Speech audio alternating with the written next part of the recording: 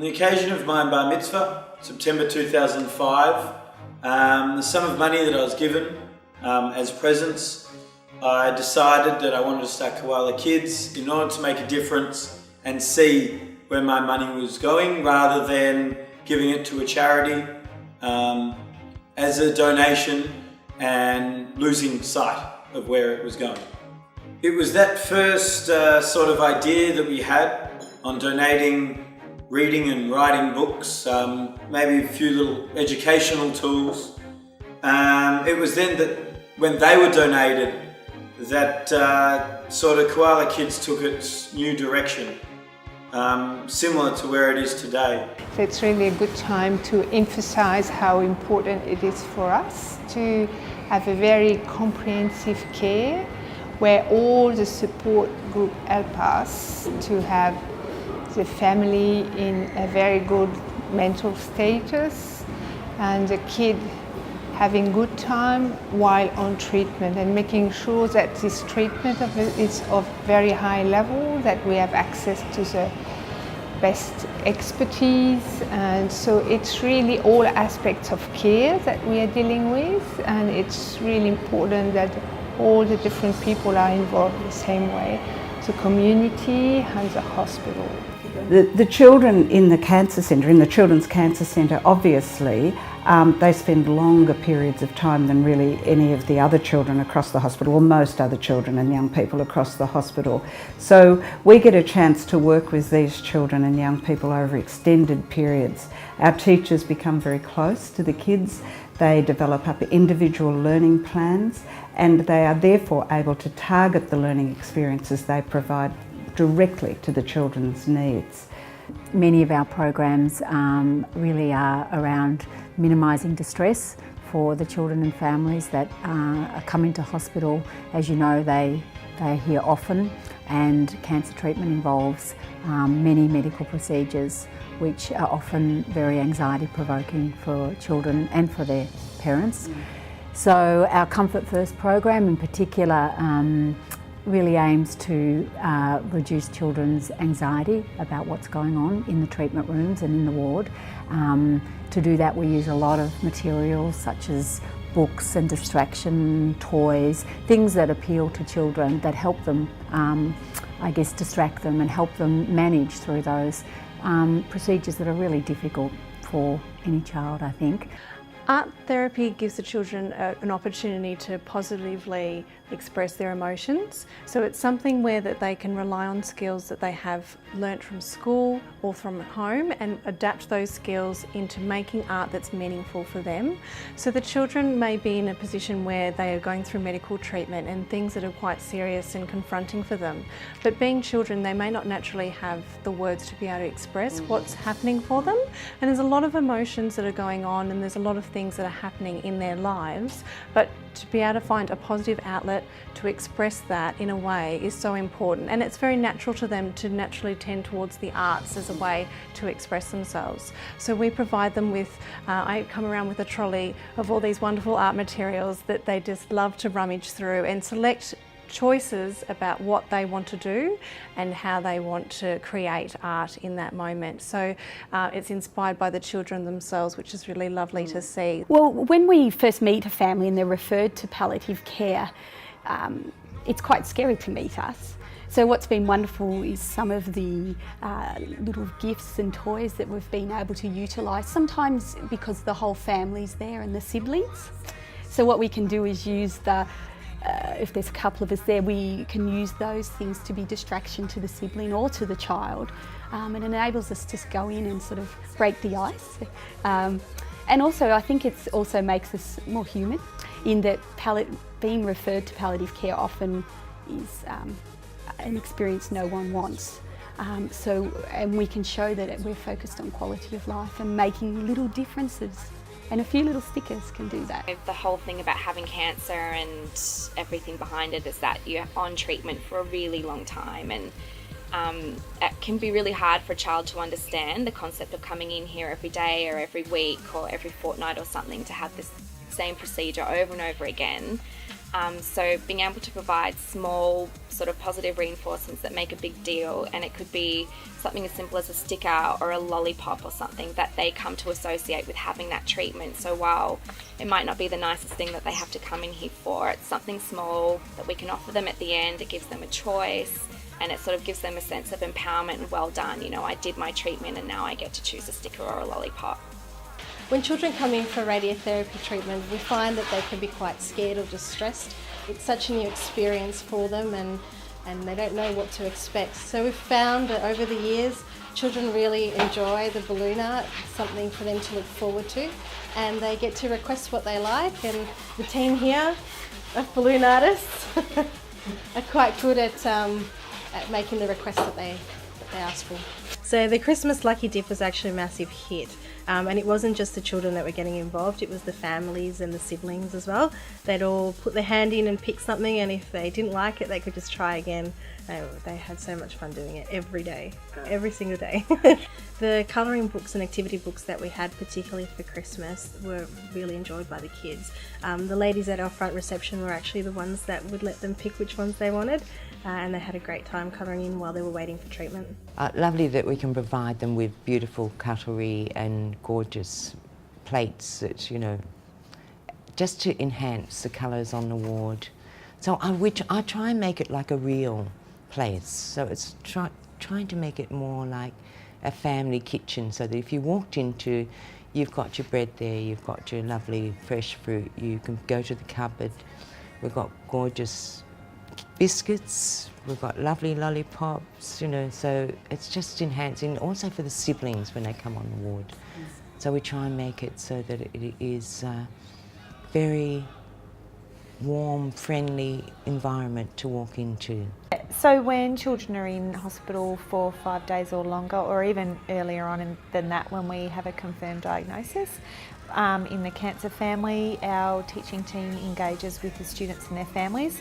First point of contact is to go through an information pack which has cancer-related resources for the family to access. Then we establish a learning plan, an individual learning plan for the student that links in not only personal goals but concepts that need to be covered from school. From there, we also discuss with the family developing a student health support plan, which is a medical plan for the family and the student when they return to school, which is often further down the track. From there, we seek permission from the family and the student to contact school. Obviously, school need to be aware of their diagnosis. We send school an information pack as well with resources to support the school in gaining a better understanding of the student's diagnosis and what that means for them. Yeah, childhood cancer is very rarely a medical emergency, but it's always an emotive and a financial emergency. So the nurses and doctors can do what they can do, but they also need the support of support groups and volunteers to help them through that financial and emotive system to help the parents. What is the emotive? Well, it is that it's a young child and the family, are devastated, and then it becomes even more emotive because it's not just mum and dad, but it's the grandparents, and the grandparents see their child suffering or their children suffering, and it's also the siblings involved. So it's very emotive in that way, and it also involves the extended family because you've got the aunts and uncles as well as the grandparents. And of course, in the age that we live in, it's we're all in a virtual village. So you have got the friends and those that are really there. So that actually is quite an emotive thing. From a financial point of view, of course, it's a big impact because as a young child or even a teenager, mum or dad, one of them, would have to give up work for some time and maybe even for quite a few months. So that actually is a huge thing as well. And that life has to still go on for the other siblings, the bills still have to be paid. And of course also then, if they're from the country, there's a little bit more extra on travelling and food and everything for them. It's around about 25% of all the children we see that are diagnosed live outside metropolitan Melbourne. Yeah, so it's quite a lot. And so what we've done over the last several years is set up a regional outreach shared care program with Paediatric Integrated Cancer Service. And so what we're trying to do is bring as much of that care as we can closer to home as safely as possible. So we've been working on that for I think about 5 or 6 years now. We've got about 7 shared care centres. We're working on our 8th as we speak. to try and actually get some of that care done in their own local hospitals. So it's about going out there, building that rapport and communication, a bit of education, support. So one of those things is also about distraction and about procedural pain management. And so it's great to see that kind of work going into that as well. It's my absolute pleasure to be involved with Koala Kids. They do a fantastic job at supporting all families hospitalised with childhood cancer. As a bereaved parent myself, I know the value that support within the hospital environment can bring. The Friends of Fletcher Foundation is proud to support Koala Kids and their bereavement program. Hello, Ben McGinn here, Koala Kids Ambassador. I've been working with Koala Kids and as ambassador since the beginning of the idea of ambassadors for the charity. Throughout this time as an ambassador, I really thought I was helping out other people across Victoria and doing my fair share for charity work. But this is not the real reason why I'm participating as an ambassador for the charity. At the age of 3, I was diagnosed with acute lymphoblastic leukemia and was in hospital for most of my early childhood years. Thankfully, I got out for good. Today, I attend Melbourne Grammar School and I've just started Year 10 this year. This is the real reason why I'm a part of Koala Kids, to give back to the people that helped me get through my cancer journey. Koala Kids does this with the public's kind donations that they get every year. Koala Kids saves lives, simple as that. Thank you. I joined Koala Kids a few years ago, soon after my husband's first cousin passed away at the young age of 6 from cancer. Never have I been part of an organisation which makes such a difference to so many young lives. It is an absolute privilege to be part of it. My business partner and I provide smash cakes to every child that is celebrating a birthday during treatment in hospital. It is an absolute privilege to be able to provide something that we know makes a difference and that brings joy to them. The Artist in Residence program, it's empowering and it's fruitful, and it's precisely that to the child that's waited by the hospital visit. It is that to the mother or the father that seeks a cup of tea or to read the paper while the child's busily creating and therefore seeking a real quiet space in their mind. And I guess to myself, the artist for the program, I'm empowered because I feel that I am the facilitator between the children and I guess the realm of creativity. The program allows freedom, I guess, to learn and create because I see each child as a learner rather than a sick child, I guess. The children get that and in turn they are distracted, they're diverted, and once that is welcomed into their world, I guess that's where the magic happens. So about 5 years ago I worked at the Education Institute and I worked solely on the cancer ward. So for 18 months I worked there and keeping children connected with their schools, and at that time the position here at Melbourne Grammar came up and there was a little girl who I met on the wards who had just been diagnosed with cancer, Chloe Rutherford, and I made a connection with her and told her I was going to be going to her school. So as I came into Melbourne Grammar, I knew there was a little person who I needed to follow, and I had lots of background information on what it's like from a school's perspective but also from a hospital perspective. So I think my interest in children's cancer has continued to develop from there, and the association with Koala Kids has given me another fantastic way to be involved and help out in any ways that I can. Koala Kids runs on the passion and commitment of a small group of individuals who donate their time and their professional skills. When we receive letters and emails from parents who are grateful for the support they've had during a very difficult time, it reinforces what we do, why we do it. Koala Kids is a very important program.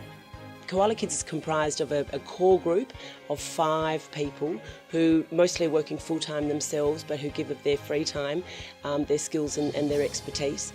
And then we have a group of specialists, and these are people whom we call on when we are looking for developing or growing ideas around particular areas, be it education, literacy, marketing, our volunteer artist in residence, who of course runs our artist in residence visual arts program, and many others. We have finished artists, we have a videographer.